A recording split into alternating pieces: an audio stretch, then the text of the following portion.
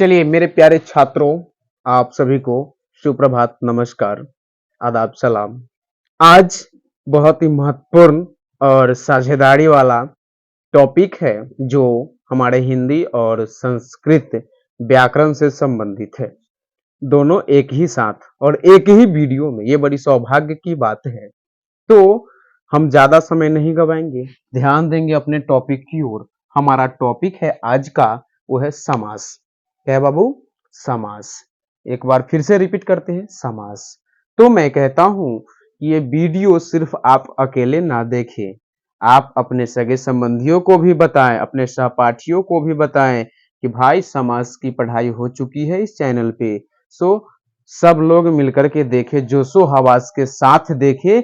और इस वीडियो को देखने के बाद हमें न लगता है कि कोई भी समाज से संबंधित सवाल छूट जाएगा। इसलिए कोशिश रखना है समाज पे, एक कदम समाज की ओर। इस वीडियो के माध्यम से एक कदम समाज की ओर। सो नंबर 1 टॉपिक है हम लोगों का समाज। क्या है बाबू? समाज। समझ गए? समाज। समाज क्या होता है? ठीक ना? समास क्या होता है? तो सर, समास में शब्दों का मेल होता है। समास में किसका मेल होता है बाबू? शब्दों का। याद हो गया ना? समास में शब्दों का मेल होता है। तो हम सबसे आसान परिभाषा लिखेंगे कि समास का मतलब होता है दूसरा संक्षेप। दूसरा मतलब क्या होता है? संक्षेप। समझ में आया? दूसरा मतलब क्या होता है? संक्षेप होता है। अर्थात हम ये कह सकते हैं, संक्षेप को समास कहते हैं। क्या कह सकते हैं भाई? संक्षेप को समास कहते हैं। संक्षेप को समास कहते हैं। एकदम शॉर्टकट अबुआ वाला लॉलीपॉप परिभाषा है। कैसन परिभाषा है? लॉलीपॉप। संक्षेप को क्या कहते हैं? तो सर, संक्षेप को ना हम लोग समास कहते हैं। क्या कहते हैं? समास। इसकी दूसरी परिभाषा अगर आए तो क्या लिखेंगे?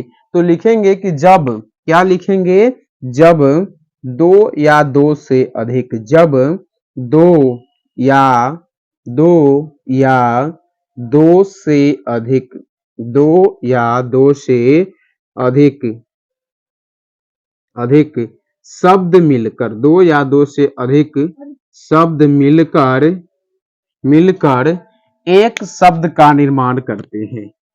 एक शब्द, एक शब्द का निर्माण करते हैं, निर्माण करते हैं, उसे उसे सर हम समास कहते हैं। उसे हम क्या कहते हैं?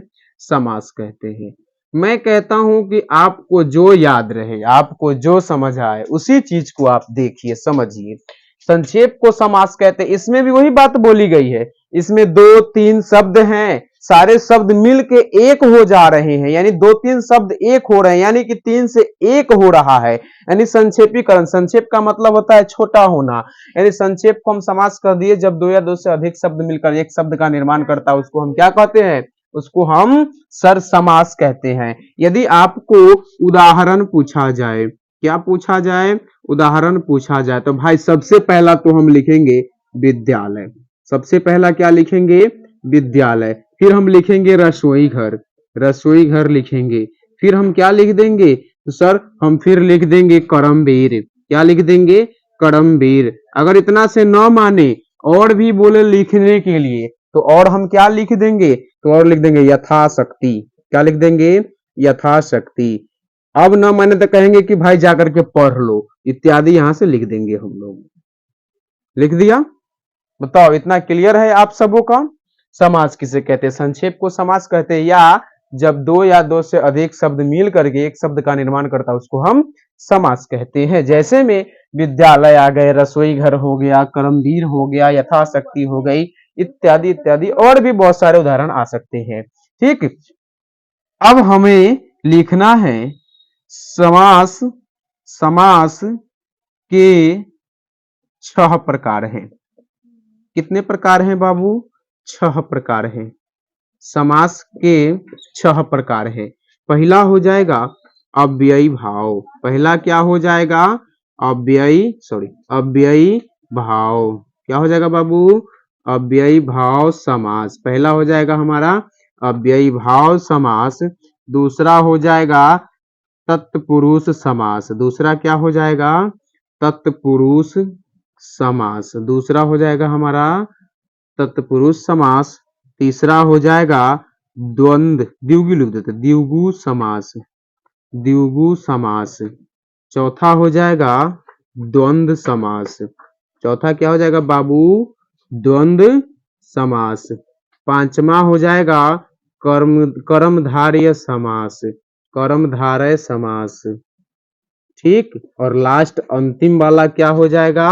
तो सर अंतिम वाला हो जाएगा बहुव्रीहि समास।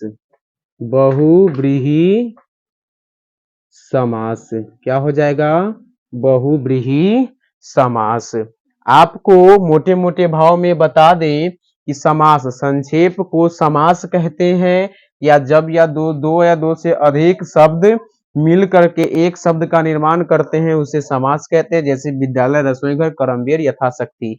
समास के 6 प्रकार होते हैं: अव्ययी भाव समास, तत्पुरुष समास, द्विगु समास, द्वंद्व समास। इतना तक क्लियर होगा? जी हाँ, इतना तक क्लियर है सर। इतना तक क्लियर है तो फिर मैं मिटाता हूं। अब एक एक करके सब पर हम विचार करेंगे, ठीक है ना? एक एक करके सब पर हम विचार करेंगे, ठीक है? तो चलिए, आप लोग जो है, हम आशा करते हैं कि साथ साथ जरूर लिख लिए होंगे। यदि नहीं लिखे हैं तो वीडियो को स्टॉप करके और आप लिख लीजिए। हम जो है मिटाते हैं और एक एक करके चर्चा करते हैं। ध्यान रखिएगा, पहला है हमारा अव्ययी भाव समास, दूसरा है तत्पुरुष समास, तीसरा है द्विगु समास, चौथा है द्वंद्व समास, पांचवा है कर्मधारय समास और छठा है बहुव्रीहि समास। समझ गए? अब आपको पता होनी चाहिए ये 6 समास को लिखे हैं, ये कहीं पहले आपको बहुव्रीहि भी बताया जा सकता है, तो हम इधर उधर करके भी इसको हम आसानी से पढ़ सकते हैं। लेकिन हम लोगों ने कोशिश करेंगे कि जैसे लिखे हैं वैसे ही पढ़ने का, ताकि हमें ध्यान में रहे कि हम लिखे हैं तो सही लिखे हैं और उसी आधार से पढ़ेंगे। तो नंबर 1 हम लोग लिखेंगे अव्ययी भाव समास।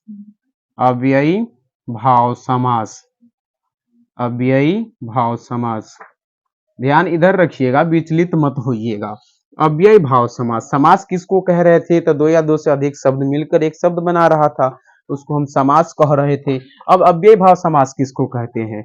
तो वैसा समास, वैसा समास, वैसा समास जिसका पहला पद, जिसका पहला पद, जिसका पहला पद, पहला पद, पद बोले या शब्द बोले, पद या शब्द का मतलब एक ही होता है। वैसा समास जिसका पहला पद, अव्ययी भाव समास जिसका, वैसा समास जिसका पहला पद प्रधान हो, पहला पद प्रधान हो, उसे, पहला पद प्रधान हो उसे अव्ययी भाव समास, अव्ययी भाव समास कहते हैं। क्या कहते हैं बाबू? अव्ययी भाव समास कहते हैं। अगर इसका उदाहरण पूछा जाए, उदाहरण बाद में, पहले समझिए कुछ बात। ठीक, ये तो हम समास का परिभाषा लिख लिए कि वैसा समास जिसका पहला पद प्रधान हो उसे हम अव्ययी भाव समास कहते हैं। लेकिन इसका पहला पद जो होता है ना सर, इसका पहला पद अव्यय भी होता है। इसका पहला पद, इसका पहला पद अव्यय भी होता है, अव्यय भी होता है, अवयव भी होता है। इसका पहला पद सर, इसका पहला पद सर उपसर्ग भी होता है। क्या होता है? उपसर्ग भी। एक मिनट, गलती हो गया का, पहला पद लिखना भूल गए। इसका पहला पद उपसर्ग, उपसर्ग भी होता है। इसका पहला पद उपसर्ग भी। इतना बात याद रखिएगा अव्यय भाव से संबंधित। अब इसका उदाहरण लिखते, इधर हम लिखते हैं उदाहरण। क्या लिखते हैं बाबू? उदाहरण। उदाहरण में लिखेंगे यथाशक्ति, यथाशक्ति। क्या लिखेंगे? यथाशक्ति। यथाशक्ति में देखिए, यथा जो हमारा पद हुआ वो पहले हुआ, यथाशक्ति को हम लिख सकते हैं यथा जोड़ शक्ति। ठीक, तो यथा जो हमारा शब्द हुआ वो हमारा अवयव है, तो इसका पहला पद अवयव हो, चाहे उपसर्ग हो, चाहे उसका पहला पद प्रधान नजर आए, तो उसका उदाहरण हो जाता है, किसका उदाहरण हो जाता है सर? तो अव्ययभाव समास का उदाहरण हो जाता है। अब देखिए अगला हो जाएगा प्रतिदिन। अगला क्या हो जाएगा बाबू? प्रतिदिन। प्रतिदिन में देखो प्रति शब्द उपसर्ग हो गया, फिर प्रतिदिन हो गया हमारा अव्ययभाव समास का उदाहरण। और भी इसमें हम लोग दे सकते हैं सर, आप लोग नहीं देखे होंगे कहीं, ये देखिए आप लोग ने इसको लिख लीजिए, रातों रात। रातों रात, रातों रात भी हमारा कौन सा उदाहरण है, कौन सा समास का उदाहरण होगा था? अव्ययभाव समास का। आप लोग कहते हैं बातों बात, बातों बात, ये भी हमारा अव्ययभाव समास हो जाएगा। दिनों दिन, दिनों दिन, समझ गए ना? इस प्रकार के जो हमारे उदाहरण आएंगे, ये सब के सब उदाहरण हमारे क्या होंगे सर? अव्ययभाव, यानी जिसका पहला पद अवयव हो या उपसर्ग हो, वो हमारा जो है अव्ययभाव समास कहलाता है। तो याद हो गया होगा कि जिसका पहला पद अवयव होता है, इसका पहला पद उपसर्ग भी होता है, यथाशक्ति प्रतिदिन, रातों रात, बातों बात, दिनों दिन होता है। और भी इसमें आता है बहुत सारा, यथाबल, तो ये सब आप देख लीजिएगा घर पे। ठीक, आजन्म, इसका एक और उदाहरण क्या हो जाएगा? आजन्म, आजन्म, आजन्म। आ देखिए आगे आगे लग गया जो हमारा उपसर्ग है, तो ये भी हमारा आ गया अव्ययभाव समास का उदाहरण हो गया। ठीक ना? अब देखिए हमारा दूसरा क्या है बाबू? दूसरा क्या है? तो दूसरा हम लोगों ने लिखा था तत्पुरुष समास। तत्पुरुष समास, क्या लिखा था बाबू? तत्पुरुष समास। तत्पुरुष समास क्या होता है? तो इसके पहले वाला पद प्रधान होता है और इसका बाद वाला पद प्रधान होता है, तो लिखेंगे वैसा समास।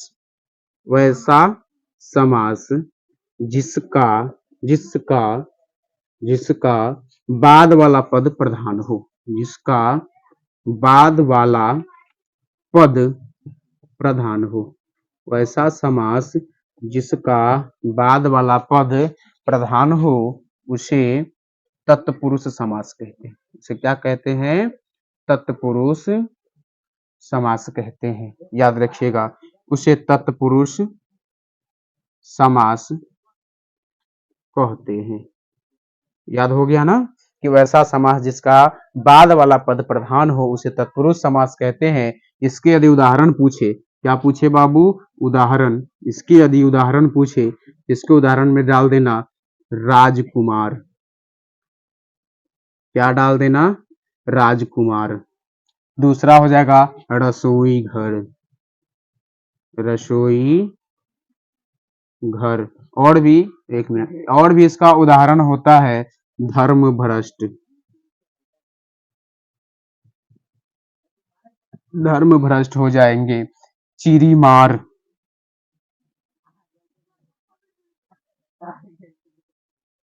चीरी मार। और भी इसके हो जाएंगे उदाहरण साहब, इसके होते हैं राजमहल, राजमहल, सॉरी राजमहल, करमवीर, करमवीर इत्यादि कर दो। एक बात ध्यान देना बाबू, एक बात ध्यान देना कि तत्पुरुष समास अव्ययभाव समास में आप एक दो बात समझ गए कि इसका पहला पद अव्यय भी होता है, इसका पहला पद उपसर्ग भी होता है, लेकिन इसमें समझना है इसमें क्या होता है। इसको जब ये वाले जो जो भी उदाहरण आएंगे, इसको जब बोलिएगा तो बीच में कारक चिन्ह आएगा। क्या आएगा बाबू? कारक चिन्ह, कारक चिन्ह आता है, कारक चिन्ह। ठीक ना? कर्ता ने कर्म को करण से आप लोग कहीं ना कहीं पढ़े होंगे, नहीं पढ़े होंगे तो हम पढ़ा ही देंगे, नेक्स्ट वीडियो में पढ़ा देंगे। ठीक, तो याद रखिएगा जिसके बीच में कारक चिन्ह आ जाए, जैसे राजकुमार तो राजा का बेटा राजकुमार, रसोई घर रसोई का घर, धर्म भ्रष्ट धर्मों को भ्रष्ट करने वाला या धर्म से मुक्ति, चिड़ीमार चिड़िया को मारने वाला, राजमहल राजा का राज का महल, राजा का महल सॉरी, कर्मवीर कर्मों में वीर, यानी सब में देख रहे हैं तो कहीं ना कहीं हमारा क्या आ रहा है? तो सर हमारा आ रहा है, क्या आ रहा है बताइए? तो कारक चिन्ह आ रहा है, सिंपल सी बात। कारक चिन्ह में जो है आपको जितना कारक चिन्ह बल आता है लगभग लगभग जो हमारा तत्पुरुष समास ही होता है। इसका एक मुख्य पहचान ये भी होता है, इसका मुख्य पहचान होता है इसका पहला पद अवयव होगा न तो उपसर्ग। ज्यादातर यही पूछता है, या ऐसे पूछ दे दिनों दिन, बातों बात, रातों रात। इसमें क्या देखना है, यहाँ भी रात शब्द, यहाँ भी रात शब्द, यहाँ भी बात शब्द, यहाँ भी बात शब्द, यहाँ भी दिन है तो यहाँ भी दिन है। समझ गए। तो जब दोनों शब्द एक ही हो और बीच में संयोजक चिन्ह हो तो हम इसको हम कहते हैं क्या, इसको सर हम समझते हैं अव्यय भाव में। तो हमारे हिसाब से दोनों को समझ चुके होंगे। सो आप लोग जल्दी से उतारिए, फिर नेक्स्ट को जल्दी से देखना है जी। देखिए 2 अभी तक हमारा खत्म है, अव्यय भाव तत्पुरुष। तीसरा है हम लोगों का द्वंद्व। द्वंद्व तक द्विगु, अच्छा द्विगु लिख दिए थे तो द्विगु ही लिखो, द्विगु समास। ठीक है, द्विगु, इसको ठीक से पढ़ना। बहुत ऐसे विद्यार्थी होते हैं, हम बहुत ऐसे शिक्षक को भी देखे हैं, दुगु पढ़ देते हैं, द्विगु नहीं पढ़ पाते हैं। कोशिश कीजिए कि हमें शुद्ध शुद्ध पढ़ना आ जाए। द्विगु इसको कहते हैं, क्या कहते हैं, द्विगु समास। द्विगु समास याद कर लो, द्विगु समास। द्विगु समास में क्या होता है सर, हमारा जो उधर हो रहा था प्रथम जो पढ़े थे अव्यय भाव समास, तो अव्यय भाव समास में प्रथम पद हमारा जो है प्रधान था। उसके बाद हम पढ़े तत्पुरुष समास, तो उसके बाद वाला पद प्रधान था। लेकिन इसमें द्विगु समास में इसमें प्रधान की कोई चर्चा ही नहीं है। इसमें बस इतना बात बताया जाता है कि इसका पहला पद संख्यावाची हो, इसका पहला पद संख्यावाची हो, संख्यावाची हो, इसका पहला पद क्या हो, संख्यावाची हो। उसे चाहे ऐसे लिखेंगे, जिस समास का पहला पद, यहां पर आप लोग ऐड कर दीजिएगा, जिस समास का पहला पद संख्यावाची हो उसे द्विगु समास कहते हैं, उसे द्विगु समास कहते हैं। समझ में आया ना। अगर आपसे पूछे द्विगु समास किसको कहते हैं तो कहेंगे वैसा समास जिसका पहला पद संख्यावाची हो उसे हम द्विगु समास कहते हैं। सिंपल सी बात है, संख्यावाची का मतलब संख्या वाला हो। इसका उदाहरण यदि पूछे, इसका उदाहरण क्या होगा सर, तो इसका उदाहरण सबसे पहला आप लोग लिख दीजिए नवरात्रि, नवरात्रि, चौराहा, चौराहा, त्रिभुज, त्रिभुज, पंचभुज, पंचभुज, और भी हो सकते हैं इसके उदाहरण। इसके उदाहरण और भी क्या आ जाएगा सर, तो त्रिकोण सप्ताह, त्रिकोण सप्ताह, सप्ताह। एक और हम लिखना चाहेंगे, ठीक, आप लोग उस शब्द का बहुत प्रयोग करते हैं, हम लिख देते हैं दुपट्टा। समझ गए ना, दुपट्टा शब्द भी एक क्या होगा हमारा, तो सर ये भी हमारा द्विगु समास ही होगा। तो हमारा विचार है, वीडियो में के शुरुआत में हम ये जरूर बोल दिए हैं कि एक वीडियो में हम जो है क्या करेंगे, पूरे समास को पढ़ेंगे। लेकिन हमारा विचार है कि समय बहुत ही दयनीय हो गई है, लाइन बिजली गुल हो गई है।